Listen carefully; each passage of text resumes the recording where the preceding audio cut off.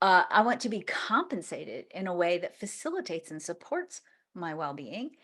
And I think we see this in our businesses a lot, Melanie. We see a group of entrepreneurs who are really driven by the idea, like really driven by the idea of, I want to use my business to do good work in the world. You are listening to Amplify Your Success Podcast, episode 401. And today we're talking about the new paradigm of money and how human design can help you evolve your prosperity code. You ready for this? Let's get started. Welcome to the Amplify Your Success Podcast. Get ready to ramp up your revenue, amplify your impact, and make your mark in the world. This is the show for experts, thought leaders, and service professionals who want to shatter their limits and achieve that next level. You're going to find out from other experts and influencers how they made it. Now, let's get amplified.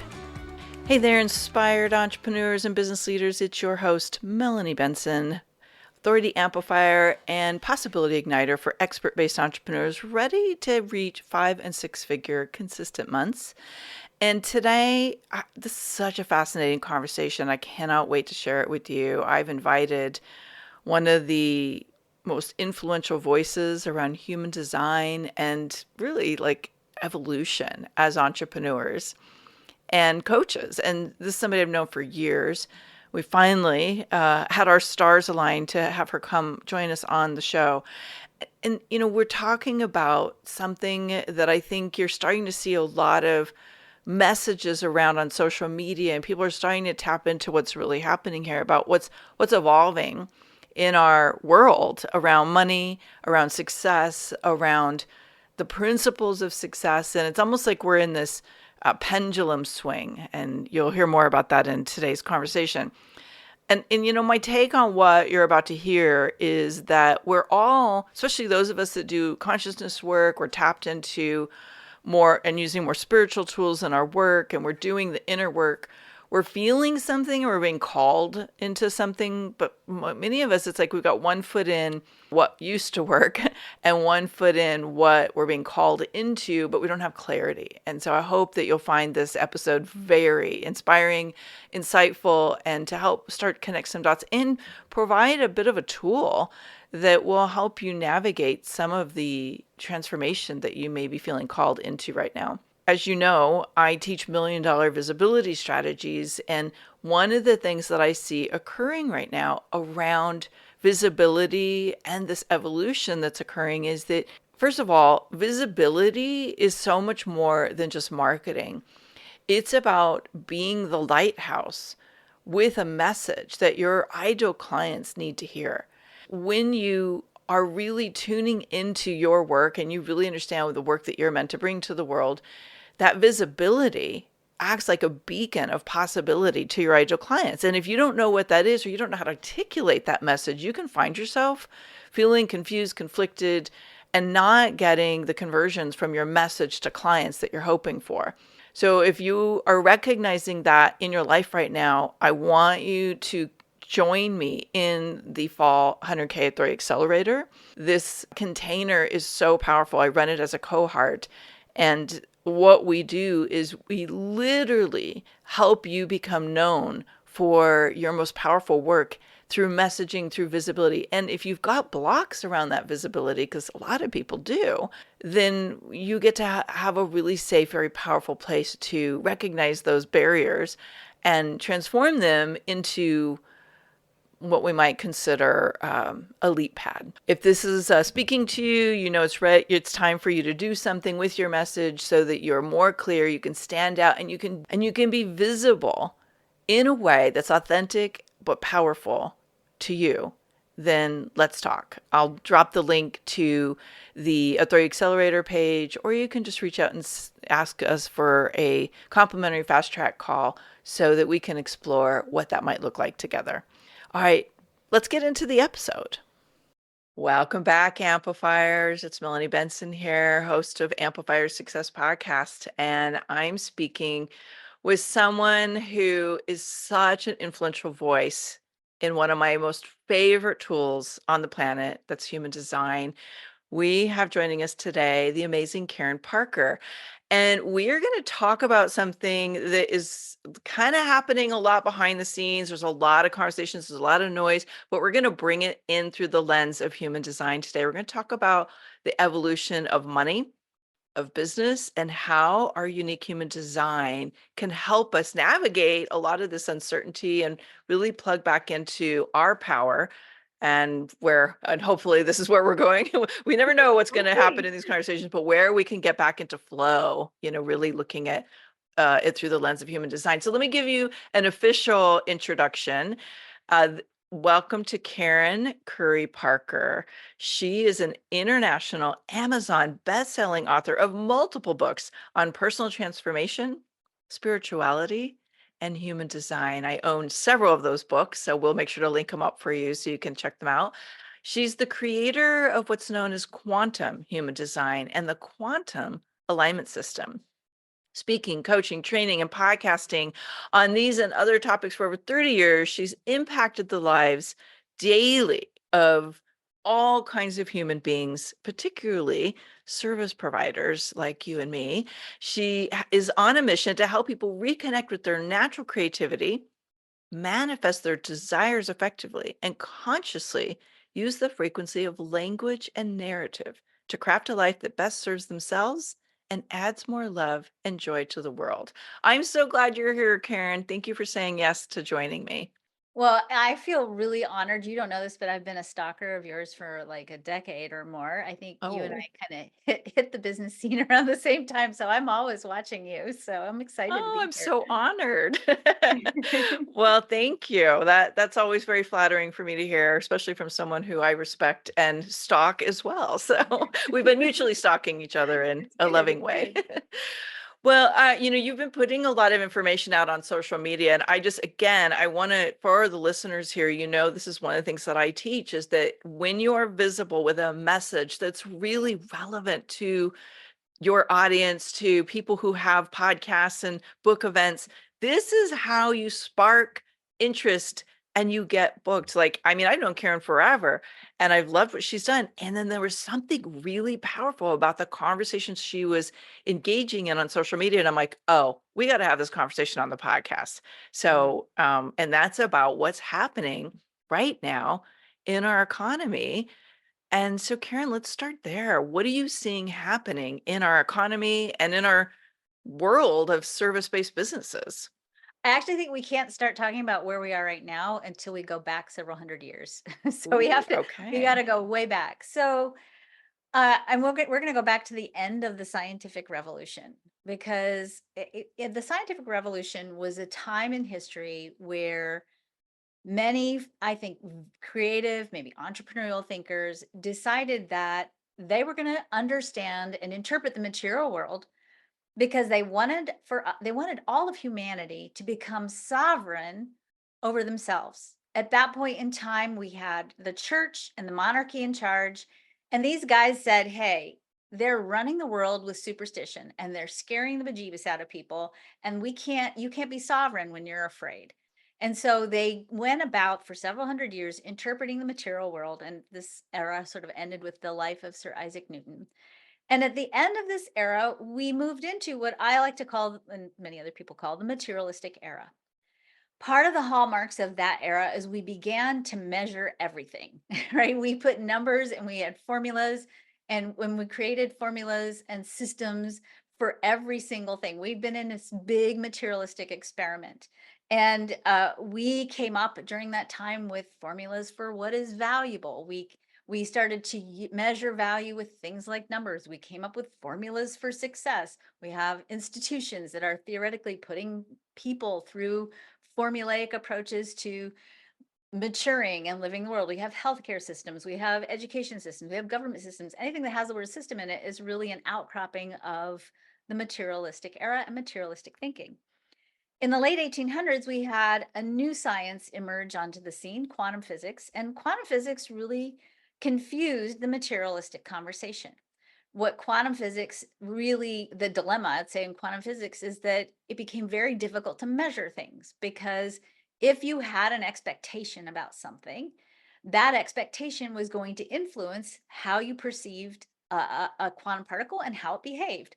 So the quantum world, according to quantum physics, and the material world actually behaves according to our expectations. And it's not very formulaic. And we really kind of reached this crisis point at that point of having to look at, okay, in the past, we've measured value with numbers. We've determined the value of something, even a good or an exchange of service, with numbers. And we've used money as the metric for that value.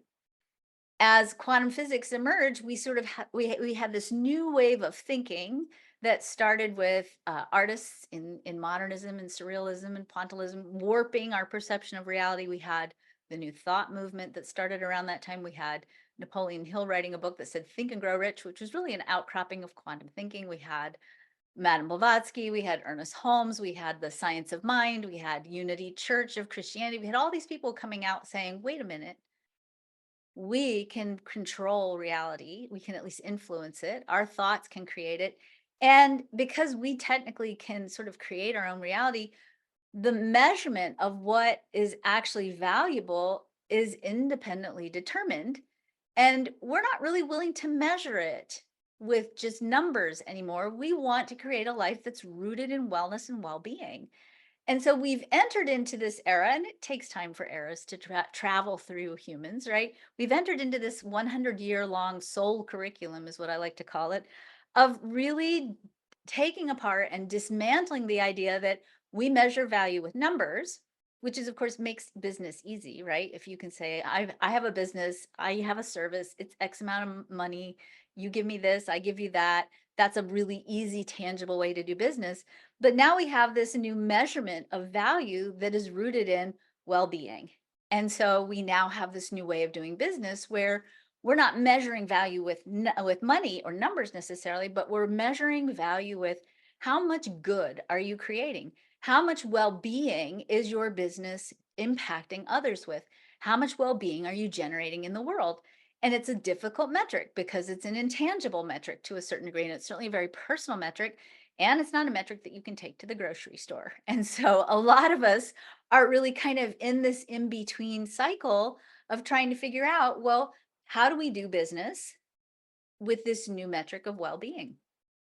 And really, what's happening is it's forcing us to have to reconstruct how do we work with our teams? And any of you who have teams, you know, especially if you have younger team members, you know, they don't want to hustle in the way that maybe we were indoctrinated to hustle.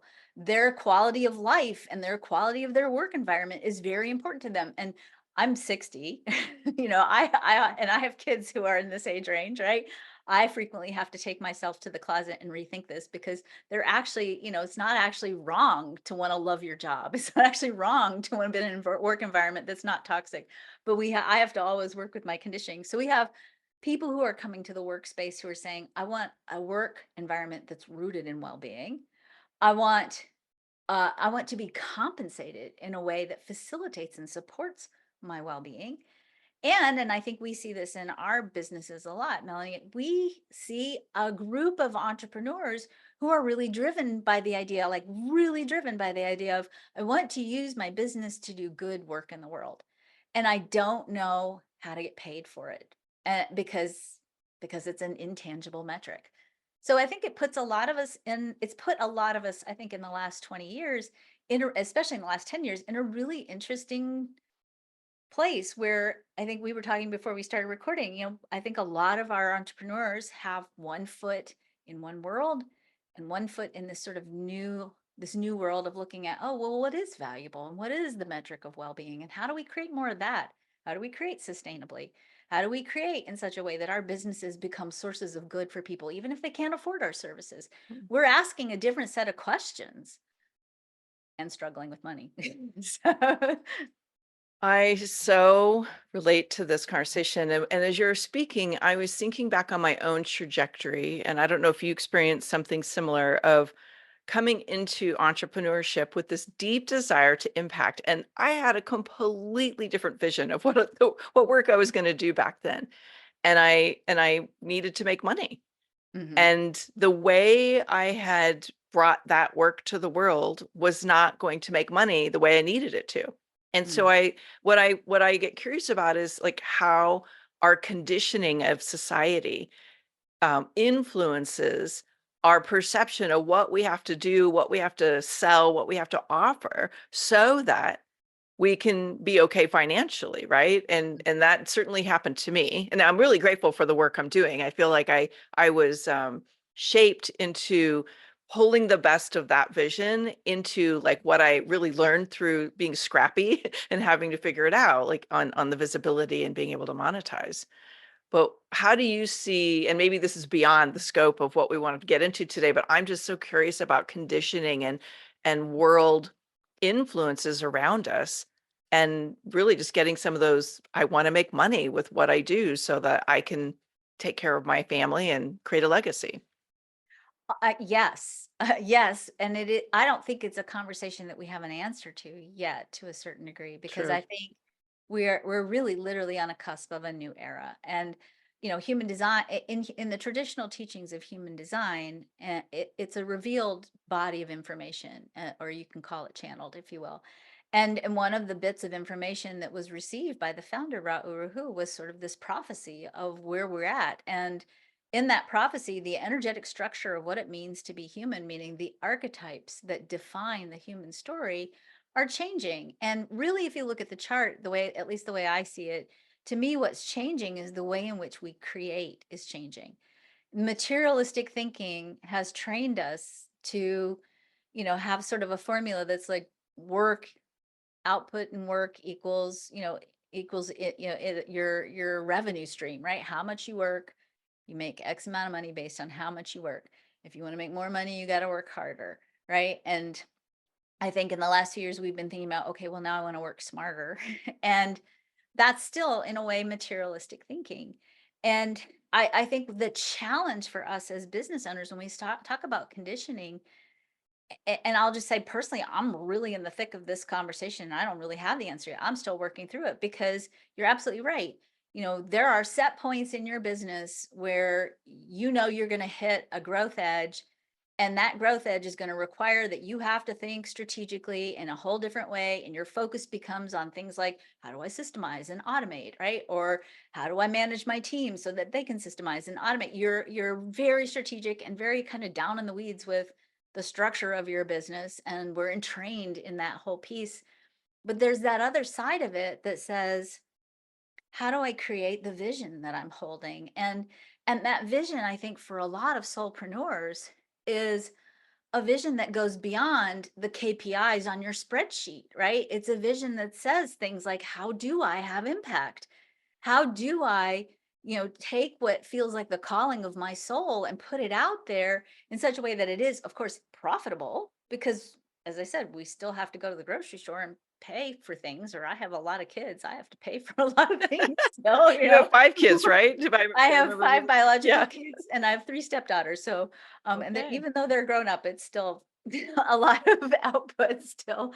Um, but also, how do we take our business and use it as a vehicle for transformation and evolution? I have a Mhm. vision that the information that we share, that comes through my business and comes from my heart and the heart of my team, because I have a team of amazing people with big hearts. How do we take this thing that we nurture and nurse and sustain and guide and manage and be strategic with, but how do we also hold the space for the idea that, I have this on my wall, right? That, every single human being on this planet knows their unique role in the evolution of humanity, and their vital and irreplaceable part of divine order. That's my business goal, right? And so how do I hold those two pieces? And I really think the answer goes back to, I'll use, our pop phrase. It goes back to knowing how to manifest, knowing how to harness the flow of quantum fields of information. And you can call it that if you want to be scientific, or how do you know how to get on your knees and say, God, help me with this, if you want to take a more spiritual approach, and really just, making your business a sacred practice, and making your business an evolutionary tool for all of humanity, and not being afraid to stand in that highly idealistic place and trusting that it's happening.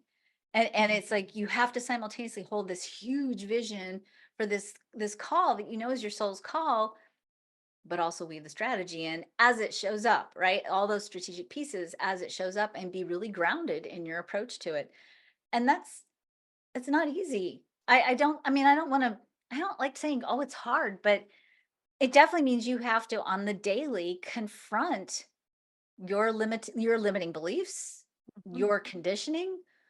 You know, when I mean, I have worked with I can't tell you how many business coaches, and I just, I keep joking, I've kissed a lot of frogs because I have business coaches that are so strategic, and it feels stifling and it feels like this is too small, and it's measuring what I do with a metric that is way too tangible, and I don't Mhm. like it. And I don't know what else to do except to keep trying to figure out where's that sweet spot between, I'm here to serve God, I'm here to serve humanity, I'm here to usher in this new era of sustainable, abundant peace, and also I gotta pay the bills, right? It's so interesting how the universe brings these what seem like so dichotomous experiences, and I've just always had this feeling ever since I started deeply becoming spiritual, about 30 years ago, and doing the work. I realized, like, sometimes I think our journey is how do we integrate what feels so opposite, what feels like there's this and there's that, and they feel like they're completely in different places, and I'm feeling both of them at the same time. Both of them are true, right?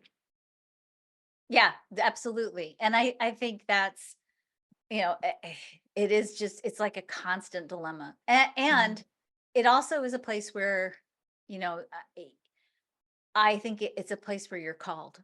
I think Yes. those of us who are thinking about this, we're called. And I always say we've been called to be cosmic revolutionaries. The work that we do with our businesses is shattering the old ideas, it's shattering the old metrics, it's shattering what I think is the misinterpretation of capitalism as it was written by Adam Smith.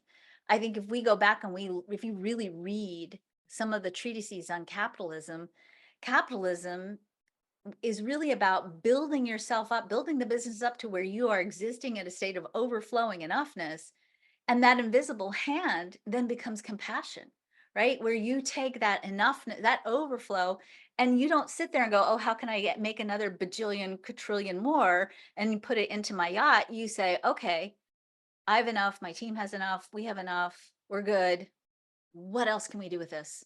How can we use this as a vehicle for transformation? How can we use this as a compassionate way to help and lift those other people around us up with us? Mhm. And what I know in this and what I think you're saying is that there's not a compromising of human impact, or, like, we're not compromising the well-being of anybody to get to that overflowing of abundance. It's about, and we have overflow of abundance, and we're taking care of the people, we're taking care of the world, right? And so there's that integration. Okay, this is so I could go on for this for like hours, but I want to start to weave in more about the human design. I'm nowhere as knowledgeable as you are about this. I know I since I learned about human design, and I learned I'm a manifester, and I'm on a 6-2 profile. I think I told you that at one point, but just to refresh, what that shifted for me was Mm. so powerful to recognize, as you say, my place in the evolution of our world and how to navigate it with more peace and more harmony. Like, I really shifted. I was a my friend who turned me on to human design said, "Melanie, you're a manifester operating like a generator." Mhm, And no mhm. wonder I'm overwhelmed and exhausted all the time. But I really would love to hear your take on how you see human design as maybe a tool, or how it's playing out for the different types or the different strategies, I guess is the better way to say it, and what we could become aware of to navigate this maybe more powerfully. Well, I think the first thing that I would say is we have to be very careful with human design because we're still conditioned towards materialistic thinking. And that means it's really tempting to use human design as a labeling system. You Mhm. know, you're a this or a that, right? You're a self or a not self is what we say a lot in human design. And I want to just say the quantum field is not binary. It is, it's multifaceted and infinite.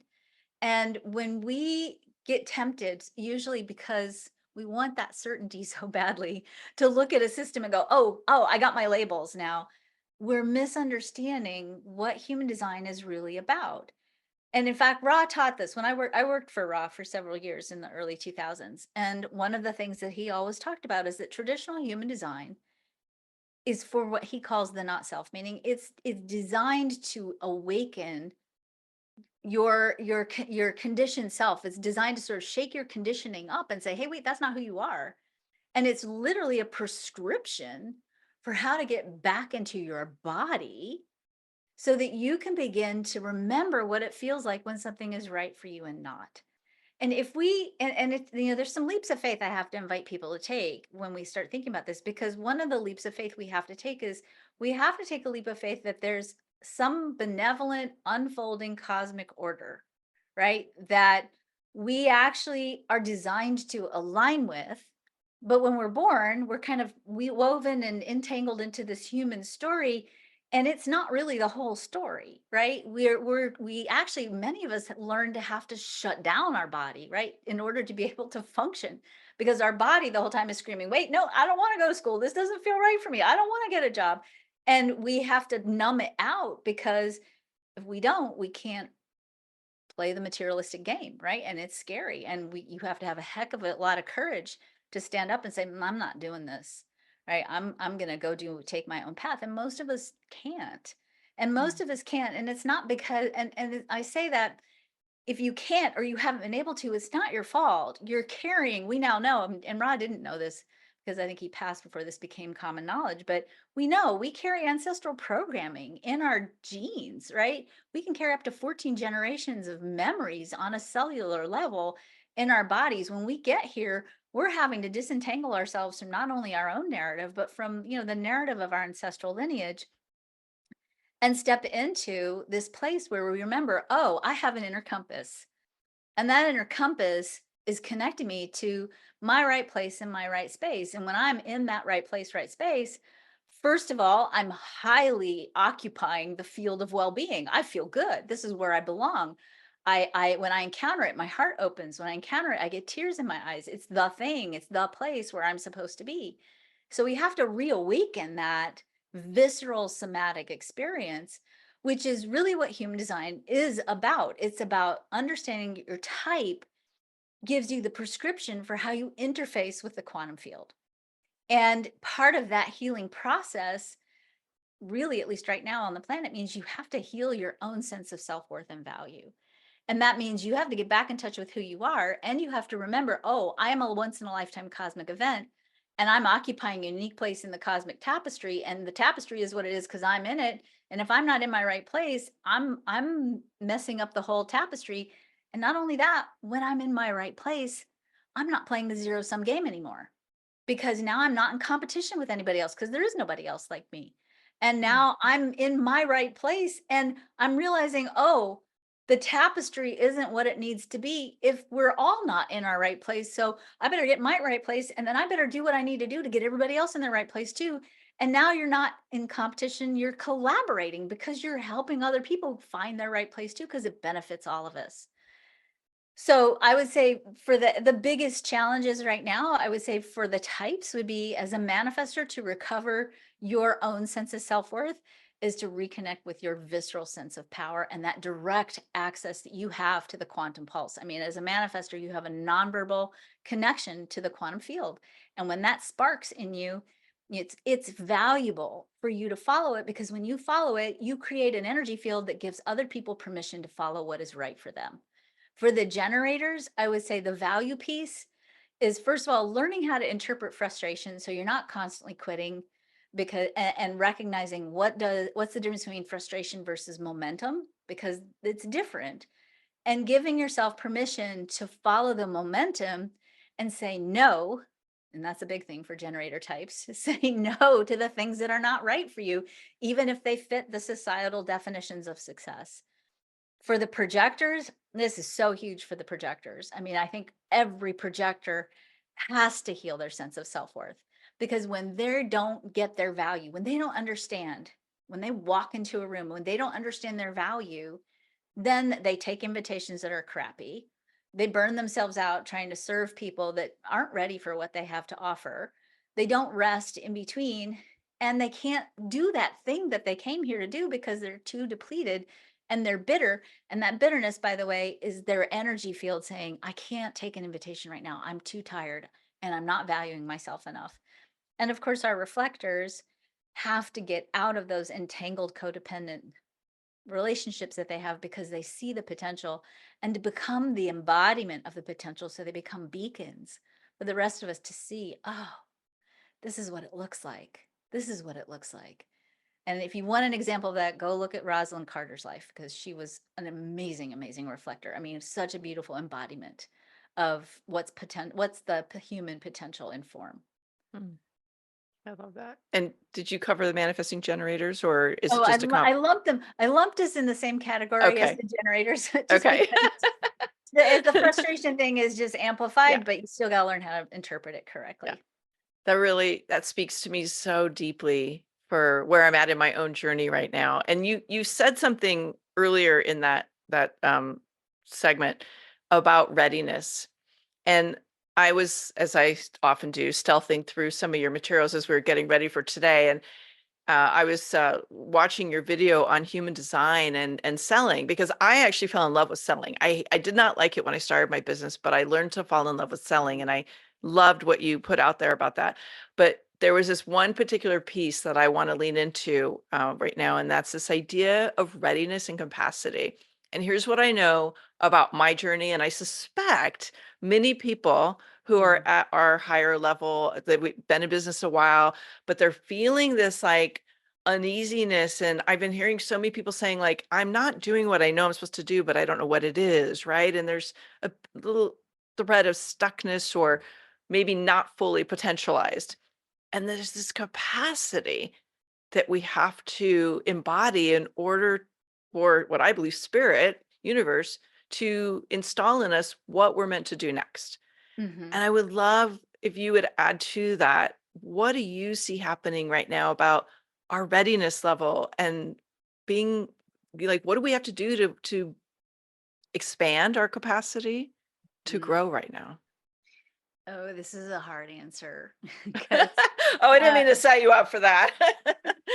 because I think I think that evolution, if you want to think of evolution as a god, evolution gives us what we need, and Mm, we hit plateaus if we don't do the work. And I think individually we've done the work, but I think collectively we're we're at the end of a growth cycle, and there's a lot of tension. And in that tension, if you look at evolution, it's always two steps forward, one step back. And we always interpret one step back as failing, and we forget, oh, that's also still one step forward.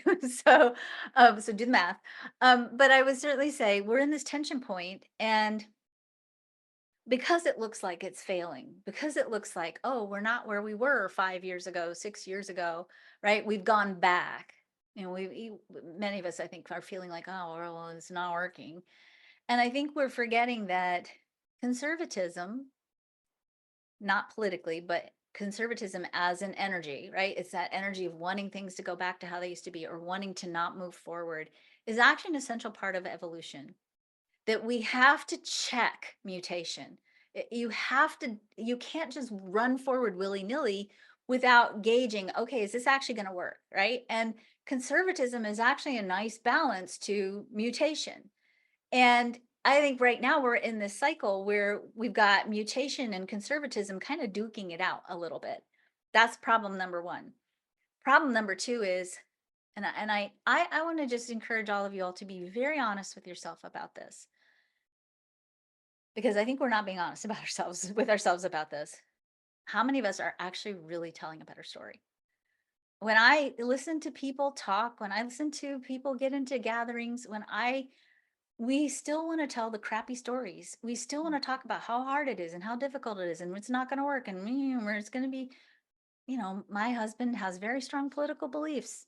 And the other day he threw a bag of dog poop in somebody else's trash can because he knew that person didn't vote for how he wanted. And I'm like, honey, that has to stop. That has to stop, right? We can't tell the crappy stories. And that really means, to a certain degree, we have to have the courage to turn our back to the third dimensional world for a wee bit. I'm not saying that we have to always, and I'm definitely not saying live in la la land, but to a certain degree, we have to go, okay, here's this binary thing playing out in the political arena, for example, right? We have to say, okay, I don't want this and I don't want that, but here's what I want. I want peace. I want equitability. I want justice. I want abundance, right? For everyone. I want to live in a world where there's no hungry children, ever again. I want to live in a world where every child born is safe and loved. And we hold that vision. And I think we don't have enough practice, or the old, grumpy, terrible, horrible stories are just too flippant seductive, and we keep sliding back into them. And I think that the cosmos, if you will, has said, okay, well, they didn't get it. So we have to stall here for a little bit until we go back to remembering that we, all of us, we influence the manifestation of quantum fields of information. So where are we going to put our energy and attention? And we got to get out of thinking binary, right? It's not war and peace. It's something completely different, right? We have to start thinking expansively, multilaterally, and keep going back to answering the question, what do you want? What do you want? What do you want? And holding that vision. And Mm. I think we just need more practice. And I would add from my lens that you also want to surround yourself with people and be in an environment where that is the conversation. Mm-hmm. Because Mm-hmm. I suspect you and I have some similar things at home where we don't have all the same tools in our toolbox, and we want to be with people who can hold that conversation and that vibration and that ability. Not 100%, we have to be in real life. Obviously, there's other people we're going to spend time with, but when we infuse that in, then we can bring that into our other environments and maybe not get dragged into the muck with those conversations or those energetic entanglements, right? And So, I would challenge and say, and we have to learn how to hold it no matter what's going on yes. around us, no matter what. Yes. Even if you don't have people in your life like that right now, that doesn't mean you quit. And that has been one of my big journeys in life, is to learn Mm-hmm. how to hold it. And I'm Mm-hmm. so grateful that you brought that into this conversation, because I think that's the muscle so many of us have to practice and build. And again, like when I'm really big on environments. For me, that's one of the ways in which I learn to build that muscle, is to be around people who maybe do that a little more naturally. I'm like, oh, look, that's how it's done. So I that for me is a very helpful tool in my toolbox. Karen, I I've loved this conversation. You're bringing. I almost want to do a whole series on this. I feel like there's something emerging here that's so much bigger than just this conversation, because these tools are profound. And a lot of what you do starts with really understanding your human design. Mm-hmm. Would you share with people how they can get a human design chart from you if they don't already have one? Mm-hmm. So you can go to freehumandesignchart.com. And even if you have one, I invite you to go there anyway, because I have rewritten the language of traditional human design and put it into what I call quantum human design, which is a way of talking about human design that has what we call high frequency language. It's literally language we took into a lab, and for years, we took it into cymatic labs and we measured it and evaluated the vocabulary so that it's a way of talking about yourself through this higher frequency language. Love it. So freehumandesignchart.com. We will link that up in the show notes for you.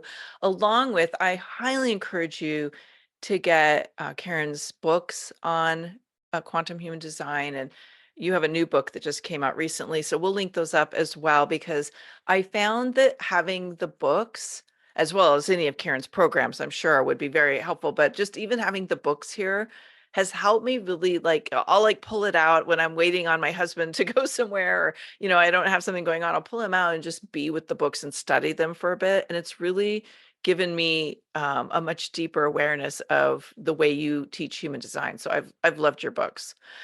Thank you. Normally I ask a couple questions here just to get to know you, the business owner, a little bit more, but just for the sake of time, I'm going to ask you one. Okay.